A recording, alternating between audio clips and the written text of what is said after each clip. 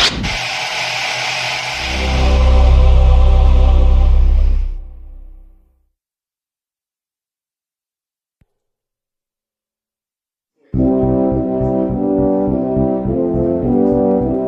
the past few years, Ricky Gervais, Stephen Merchant, and Carl Pilkington have been meeting regularly for a series of pointless conversations. This is one of them.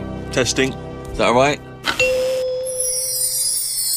Hello and welcome to the Ricky Gervais Show with me, Ricky Gervais, Stephen Merchant. Hello. And the little round-headed buffoon that is Carl Pilkington.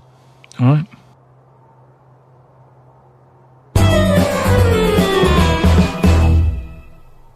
Do you know the other week when I came up with like a different idea of how we can sort of make the world run and that?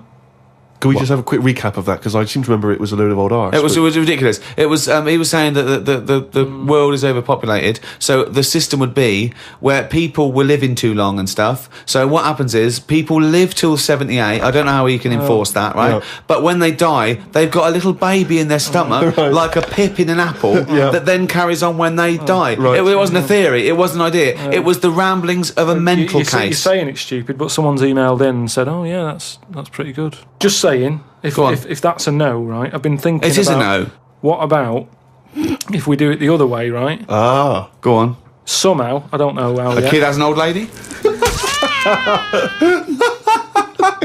That's what it's going to be, isn't it? A child that gives birth to an old man. No. What I'm saying is, right, Go on. work the other way round. Come on then. So if somehow we can inject something in like a body that's just died, right? Listen to this. Imagine this is notes. So- when he hands it into the Nobel people, Yeah. and they go, if there's a way that we can inject something, they go, well, what? Well, I don't know the chemical formula, but something HO2. Right. So anyway, so you inject it in the temple. He's narrowed it down to the temple. So what happens? She sort of wakes up, Amazing. right? And she works the other way. So, like, she might be 77, Yep. and then she'll have a birthday, she's 76, and she's working that way, Right. if you know what I mean. Okay. Are you with me? No, keep it. Because the thing is, you've got... I'm really scared. Yeah. I'm really scared. This is the maddest thing you've ever said. This is madder than the old lady with the pip like an apple in her belly. It sort of did work. No, it didn't work. It worked in your head. It's like a dream that you wake up and go, oh, I've got a great theory. This is it. Let me just tell you the ending, because the endings works out a bit better. Go on. What I'm saying is, when you die, at the age of 78. 9 months... What? At the age of 9 months, because that's when you come out... What do you mean when you die at the age of 9 You're months? not scared of dying because you're now a baby, so you don't know what's going on anyway. So there's no fear. So you've missed out a bit here. So this woman, literally gets younger and younger? I think when she's in her 20s, she's in her old age, Rick. Yeah, but it doesn't matter because that's the fun part of your life, isn't it? When you're 20 and you've got all your energy and that. So before you die, you're actually having a good life rather than it being the other way around. But does she do different stuff than she did on the way up? Because she's already lived 78 years, hasn't she? Don't forget. She was a baby once, and she grew to 78 years, then someone stuck a needle in her head and said, right, back you go. No, we'll forget all that bit. Forget all that bit. How do we forget that bit? What I'm saying So is... she died and she doesn't remember all her... This is a new life, is it? Let me just leave you with this. Right, you're talking shit. Explain yourself. But aren't the family getting younger as well? What's happened to the family? Forget it then, we'll leave it as it is. No, leave it as it is, shall we? Shall we? Can we all agree on that, guys? Now, should we agree to leave it as it is? Is that all right? Because I don't want to hear any more from the diaries of Charles Manson. No, it's. I mean, you're a fucking maniac. A friend of mine got a gift, or rather gave it as a gift. I don't know if you've been familiar with these. It's a charity organisation, and you go on their website or you phone them up, and you can give someone else the gift of, say, a goat. And it's a sort of goodwill thing, you know what I mean? So you buy an African family a goat that will help them for years. And it's like you're saying, well, I would have bought you a present. Yeah, but I've used that money wisely. Yeah, so it's almost like they've given exactly the present. They've given the goat. Yeah, it's a beautiful idea. But as soon as he told me about it, I thought to myself straight away, knowing Carl's views on charity and giving, I wondered what his views would be. Well, are they happy with the present over there? Like the people who are getting it? You're an idiot. What, you think an African family wakes up and there's a little goat with a ribbon tied round it, and they go, "Oh, look what Santa brought us." Look, and that mince pie's gone on that glass of milk. You're such an idiot. No. But what I'm saying is, does that family want a goat? Yes. But why? It's not they want a goat, it's they need a goat. Do you think... What do you think this organisation is? Just arbitrarily giving goats to people. They're going to say, "Oh, I wanted Nintendo." What are you thinking? Well, what I'm saying is, right, let me put myself in their shoes. Well, This'll be they a haven't got first. any. But say I'm one of them, right, over there. Right, I'm sat there, it's Christmas Day, right? I open it up, open the present, little goat there, right? Now, if I was one of them, I'd be going, not another mouth to feed. At the end of the day, there isn't enough food to go round for themselves, never mind a goat. Don't they say, like, having a dog and that is quite expensive? Sometimes they say, you know, what with all the injections you've got to give it. Well, I'm assuming it's all above board. The goat's had its injections. That's what some of the money goes towards. It's just a way of redirecting cash. But the thing is, why do they want that goat? What's the main reason?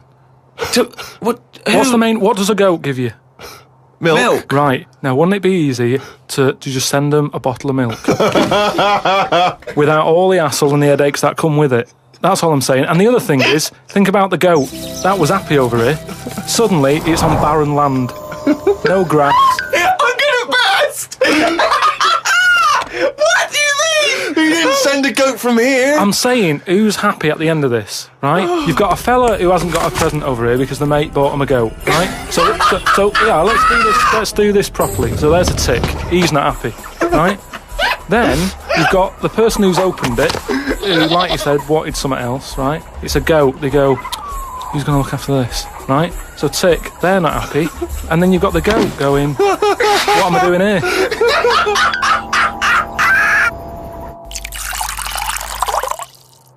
Definitely love this, surely. Have you started seeing this now? Virgin are starting plugging Virgin Galactic. I think it's something like 200,000 quid, and you'll get a chance to go in a space shuttle into space. Carl, thoughts? Going to space? Wouldn't it be a fascinating experience to go into space and look back at the Earth? I mean, at what point are you all meant to be happy? Do you know what I mean? You're floating about up there, and because you don't get out, do you? What, you mean to do some duty-free shopping? I'm just talking, you don't go floating about, do you? You stay in your seat. Well, they probably let you move around on the shuttle. Yeah, I know, but I'm talking about getting out. For me, when you go on you want holiday, to get out into space? Yes, but that's what I'm saying. When you go on holiday, the flight bit isn't the best bit of the holiday, is it? That's the bit you've got to do. So what I'm saying is you've got to stay on this and then you go back home. So you don't take luggage, right? I don't see the point. Right, so you're there, you're sat in your own clothes for the whole time, same clothes the whole time. But I don't understand what is the point. I think it's the view. I think it's two things. I think it's the view and being able to be part of an exclusive club. I went into space.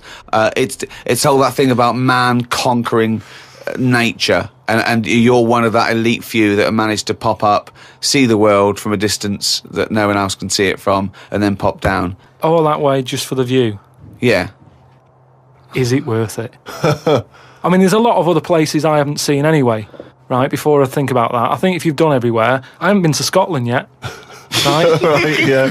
I'm not being funny, but do you know what I mean? So just have a look in your back garden before you go looking in someone else's. In space? Yeah. Yeah. What would make it a trip worthwhile for you? I mean, if you did go into space, if we gave it to you free of charge, we said, Carl, go up into I know space. the answer. I know the answer to this, Steve. He's thinking, I'd like to meet some aliens that can talk like I do, and I can understand them, and they can tell me something. Like what? Oh, they met God, he was all right. That's the sort of thing, that's what he's going to say. He'd like them to look like monkeys in spacesuits. Yeah. That would be his ideal thing. He'd like to go to the planet of the apes. He was gonna say the apes. He I was would gonna- love they to could go arrange to that. Look, he's nodding. He's nodding. Thoughts, Carl? Well, yeah, that'd be brilliant. What would be brilliant? Seeing a little alien and that, having a chat with him, finding out what's been going on. What's been going on? No. But don't you think that, like, I mean, if you bought me that as a present, right, either of you, I wouldn't be that happy. For me, that's a little bit like... Well, that's annoying because we've got you a trip to just space pulled and a together. goat. Yeah. Do you know how, like, I am interested in sort of going on another planet? right? Not, Carl, you are on another planet, mate. no, but do you know what I mean? It would be quite sort of interesting. How do you think you'd get there?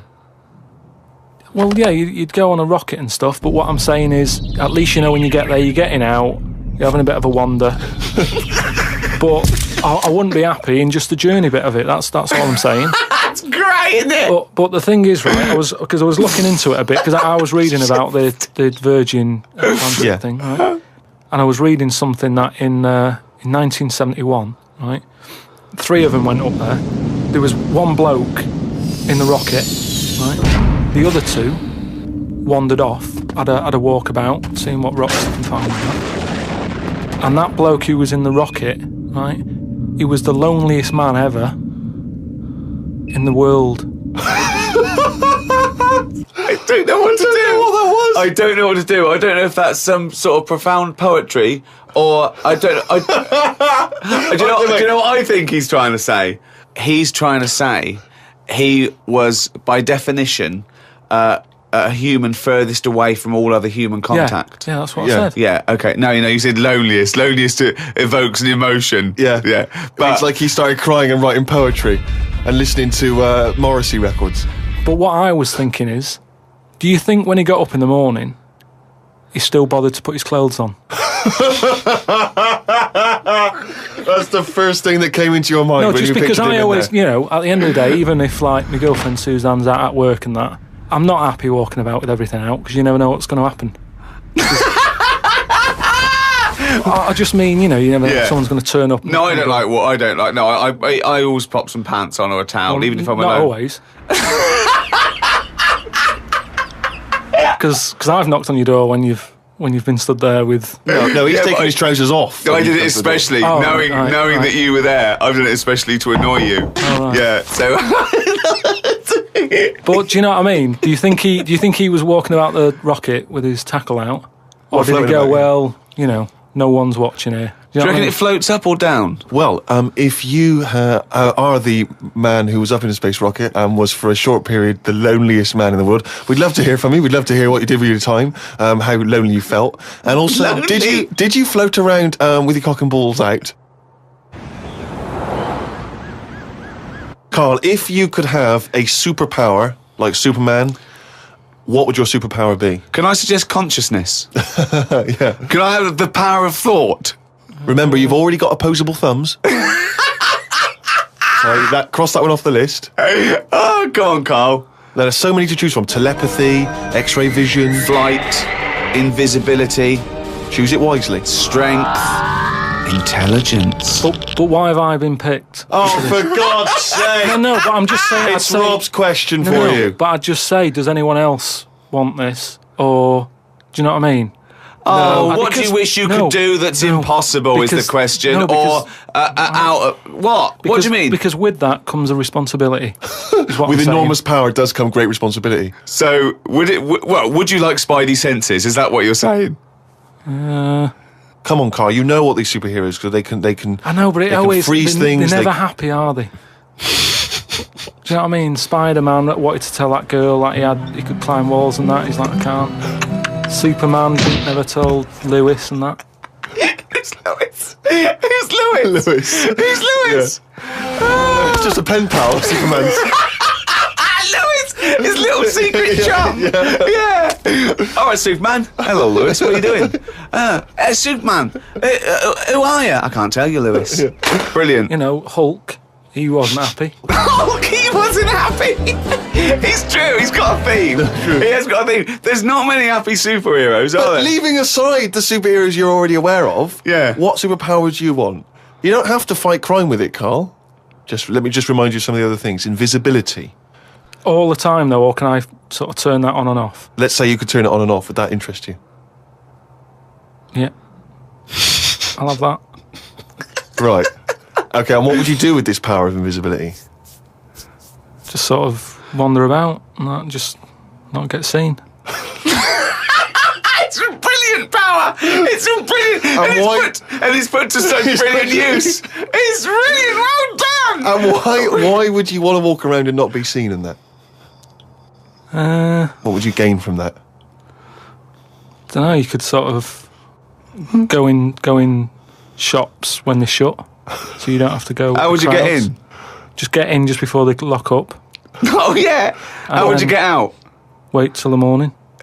Brilliant. So hang on. So that's your use of invisibility. They found the power of invisibility. You want to sneak into. Bear in mind. No, hang on. You want to sneak into HMV, right? Wait for 12 hours and then buy something. I love it. Just so that you don't have to be in there with other people. Do you know what? I don't want it. I don't want a power. Why not? Because I just don't think it'll do me any good. I think it's more of a hindrance. I love this. It's like, just think of his presents. We've given you a trip into space, and the chance to be invisible. Not happy with any of them. Yeah, what he wants is a voucher for HMV. Yeah. He just wants some tokens for a record shop. Just going through a few more of these emails. This one's from Kent from Nova Scotia, Canada.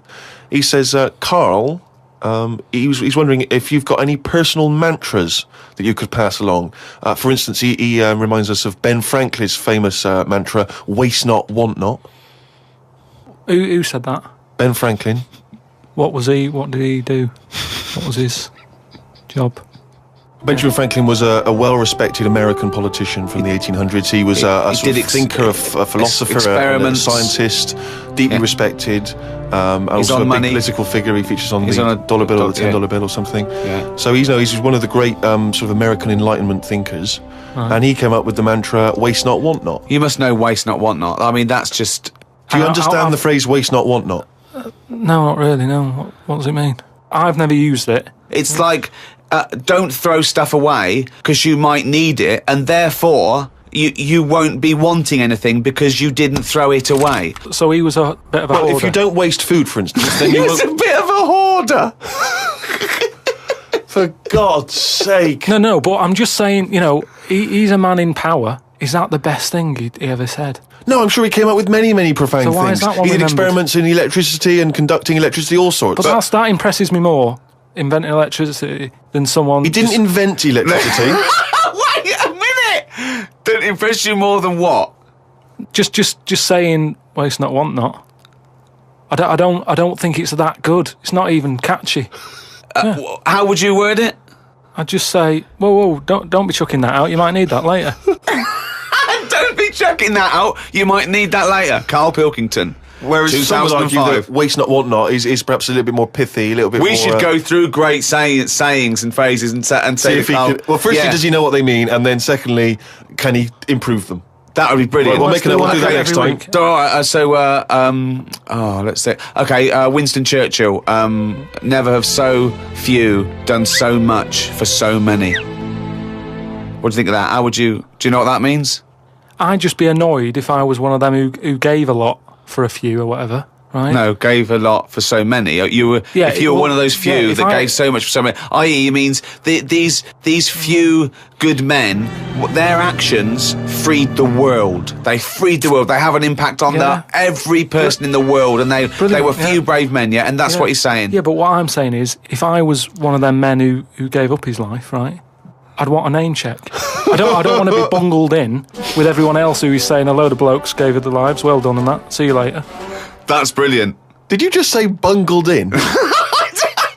Bungled in, yeah. You made up a word. You don't want to be bungled in. You made up a word. See, that's it. You see, we've been looking for it. That's original. That's Carl Pilkington. I don't want to be bungled in. Right, do you know we've chatted about charities before, haven't we? Sure. Yeah. Done a lot of stuff on that, right? Just coming back from Manchester, right? Got off the train at Euston. Yeah. Right? Off the train, walking through the busy bit and stuff. There's this fella stood there, right? A charity worker. Yeah. Right? Nice looking fella. He's got his suit on, a tie and everything, quite respectable and that, right? Look down at his bucket. All money's been put in the bucket and that, right? On the front of the bucket, right? It says collecting for the homeless at Christmas. Now, why can't they do that? What, the homeless? The homeless people. Why is some fella taking his time out, right? His own time where he could be at home. Why? Some of us have got homes to go to. Yeah. Why? Do you know what I mean? What do you think? Just give them the buckets? Well, what are the homeless people doing whilst he's doing that? Is what I'm saying. What have they got on the timetable? Cut out the middleman. Cut out the middleman. what would prevent a homeless person and an entrepreneurial or homeless person just getting a bucket and writing that on there themselves? Could I suggest something? Hunger, some drug addiction, traumas, often mental illness. Just possibly too depressed to get up, put a suit on, and go to Euston Station with a nice bucket with some writing on it. And then, right, I was thinking about that, right, and I was walking down the street in London with Suzanne. Saw a little homeless. Well, I didn't see the homeless bloke, right. I saw a leg, right, sticking out of a doorway. Thought, here we go, right. Walked past it, right. You're not going to believe this. Go on. Homeless. Yeah. Chinese fella. I've never seen one of them. No, I'm not having a go, right? But have you ever seen? Do you know what I mean? That was a shock. I really don't think I have. I think he's got me there. I hate to say it, but I must say I can't remember ever seeing a homeless Chinese person. Weird, isn't it? I actually said, I was walked past and I said to Suzanne, "Did you see that?" She went, "What?" I said, "Just look back there." She said, "What?" I said, "That homeless fella. Look back at him." She said, "What?" I said, "He's Chinese." And she said, "Yeah, good point." Good point. Of course she did. She said that to shut you up. She didn't want to get into a conversation with you. Rick, it's that time again. It's what the whole world is waiting for now. Is it every Monkey week. News? It is Monkey News. Please perform live the jingle. Oh, chimpanzee, that's Monkey News, you. There we go. Right then, well, got an email from John. If you've got any monkey news going on in your area, just let us know. God, amazing! But there's a TV channel in Moscow, right? And I think they had a bit of bad luck or something, a lot of redundancies and that, right? And whoever was in charge of it got a bit mental and got rid of loads of people, right? Yeah. And they come in the next day and they were like, "Right, are we ready to go live?" and that. And someone comes running in with a clipboard saying, we haven't got any people left, right, to present. That's such nonsense. Right, tell you what. Right, okay, carry on. So he goes, "What? If just one employee turns out to be Simeon and is doing a good job, I'm never doing this radio show again." So this TV channel, it's having a lot of problems and that. They've got to go live, right? He's like, "What am I going to do?" Anyway, for some reason, right, there was a chimp knocking about. For some reason, that's the key piece of information, but we didn't get it. We didn't get it. It doesn't matter, does it? It doesn't matter. It doesn't matter. Imagine if that was in a film. And they're going, "Well, I can't see where this plot go." Well, he's just there. He's just there. So anyway, he sort of says, get it in a suit, right? Why? So, because they're running out of ideas, the clock's ticking, they've got to go live with something. What do you mean? What he's presenting? Is it a news programme? He's presenting. Listen, it's a chat show. I'm not... They can't Again, talk! Don't have a go at me, have a go at John, who sent this in. Right, and be quiet, let's hear it. Let's hear it again. So anyway, like I say, they're going live, 5, 4, 3, 2, 1, whatever. Chimp sat there on the chair. He was like, "Look, let's just get through tonight's show and worry about this tomorrow, right?" What are you talking about? Look, so they've put a chimp in a suit. What was that, handmade, or were the sleeves a bit short on him? You idiot, think! So anyway, it's sat there, right? And they're going, "Right, here we go. Good luck, everyone," right? Yeah. Chimp's there. What programme is this? It's a chat show. But whose chat show is it? Well, it's the monkeys. I like the fact that It's the monkeys now, is it? I like the fact that they put the chimp in a suit. It's like, no one's going to take this chat show seriously if he's not dressed up, if he's not smart. Slovenly, look at that slovenly ape. So anyway, let's get to the point of it and that, right? So anyway, they go on, right? It's all going Didn't brilliantly. happen. There's no way this happened. Here's a fundamental anyway. question. How was the chimp asking questions? Not sure about that bit, but all I've got is the stuff that was on the news site for this. Like I say, But it's rubbish. Yeah, but I've given you some facts. I've told you there's a TV channel in Moscow that's having problems, right? I've explained that. No, bit. it's rubbish. They've got rid of the presenters. The monkey sat there, right? Don't worry about it. Anyway, I'm telling you, it goes all right. It goes So anyway, okay. In case you were worried, Rick. he's sat there, right? Absolute They get shit. to the first break, they're like, can't believe it, right? Viewing figures and that, they're loving it, right? What? No. What? How did they know the viewing figures in the break? Please do not interrupt the And news. what did the chimp At do the in end the of it, first half? They had a big guest on that week, And what did he do? Just talk to was it? himself? They walked out. So Cher comes on. I'm not sure, but say if it is Cher, right? No, Right, what? the main gaffer is like going, "Oh, Cher's going to go mental at us, right, for putting." Say on it with is. the No, monkey." it is Cher. No, it's In Cher. his mind, it's Cher sitting there talking to a chimp in a suit. So anyway, she and they're comes filming off- it for Moscow TV, and the ratings are going through the roof. Presumably there's a translator because Cher doesn't speak either Russian or chimp. So she comes off, right, and the bloke who's in charge is like, "She's going to go mad. She's going to go mad here." She walks up, she goes, "I love that." Right? She said that's one of the best interviews, right? So anyway, they decided, right, it went so well, kept him on. He's still there. I love the fact that Cher was an idea that Steve threw up, and now she's going, "I love that, I love that, I love that, Jim, get me back there. I want to go to Moscow, never mind." Unbelievable. Don't have a go at me, have a go at John, but, you know, if you've got any monkey news, send it in.